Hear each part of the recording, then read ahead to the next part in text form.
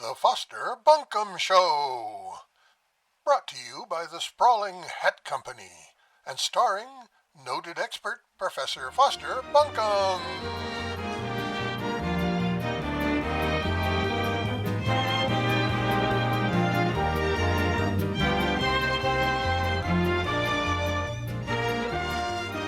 Well-dressed men know there's nothing smarter than sprawling hats.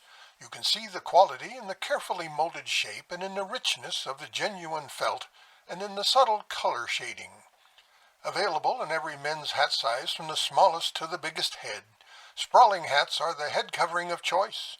Once you try an elegant, stylish sprawling hat, you'll understand that sprawling hats are an outstanding value. Available at fine department stores everywhere. Try on a sprawling hat today. Well, I see that the professor has just entered the studio and hung his sprawling hat on the hat rack, and he's ready to start the show. So here he is, Professor Foster Bunkham!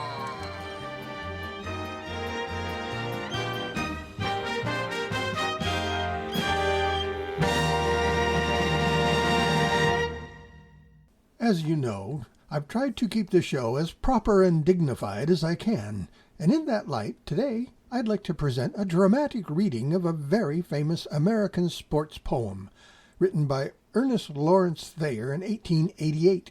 It's a story of courage in the face of adversity, and here it is. Casey at the Bat by Ernest Lawrence Thayer. The outlook wasn't brilliant for the Mudville Nine that day. The score stood 4-2 with but one inning more to play. And then when Cooney died at first and Barrows did the same, a pall-like silence fell upon the patrons of the game. A straggling few got up to go in deep despair. The rest clung to the hope which springs eternal in the human breast. They thought, if only Casey could but get a whack at that, we'd put up even money now with Casey at the bat. But Flynn preceded Casey, as did also Jimmy Blake, and the former was a hoodoo, while the latter was a cake. So upon that stricken multitude grim melancholy sat, for there seemed but little chance of Casey getting to the bat. But Flynn let drive a single, to the wonderment of all, and Blake, the much despised, tore the cover off the ball. And when the dust had lifted and the men saw what had occurred, there was Jimmy safe at second, and Flynn a huggin' third. Then from 5,000 throats and more there rose a lusty yell. It rumbled through the valley, it rattled in the dell. It pounded on the mountain and recoiled upon the flat, for Casey, mighty Casey, was advancing to the bat. There was ease in Casey's manner as he stepped into his place. There was pride in Casey's bearing, and a smile lit Casey's face. And when, responding to the cheers, he lightly doffed his hat, no stranger in the crowd could doubt was Casey at the bat. 10,000 eyes were on him as he rubbed his hands with dirt. 5,000 tongues applauded when he wiped them on his shirt. Then, while the writhing pitcher ground the ball into his hip, defiance flashed in Casey's eye, a sneer curled Casey's lip. And now the leather-covered sphere came hurtling through the air, and Casey stood a-watching it in haughty grandeur there. Close by the sturdy batsman the ball unheeded sped. "That ain't my style," said Casey. "Strike one," the umpire said.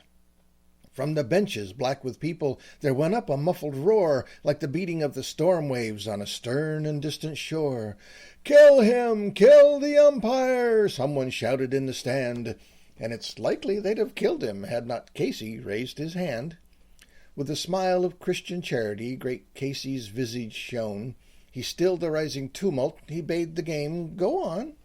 He signaled to the pitcher, and once more the dun sphere flew, but Casey still ignored it, and the umpire said, "Strike two!"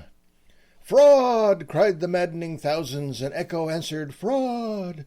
But one scornful look from Casey in the audience was odd. They saw his face grow stern and cold, they saw his muscles strain, and they knew that Casey wouldn't let that ball go by again. The sneer is gone from Casey's lip, his teeth are clenched in hate. He pounds with cruel violence his bat upon the plate.